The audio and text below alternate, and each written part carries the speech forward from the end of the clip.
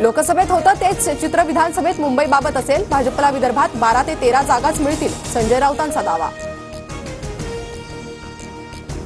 सुनील केदारांकडून वसुलीबाबत सहकार मंत्र्यांकडून दिरंगाई, अनिल देशमुखांच्या दबावामुळे कृषी मंत्र्यांकडून शेतकऱ्यांच्या मदतीसंदर्भातही वेळकाढूपणा, आशिष देशमुखांचा वळसे पाटलांसह मुंडेंवर आरोप।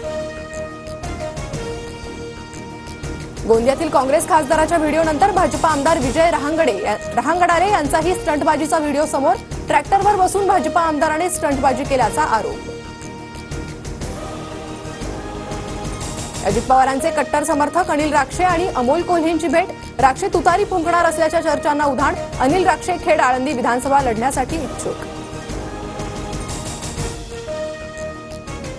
आरक्षणासंदर्भातील विधान केल्यानं राहुल गांधींविरोधात भाजपचं राज्यभर आंदोलन। भाजपच्या आंदोलनाला काँग्रेसचंही आंदोलनाने प्रत्युत्तर।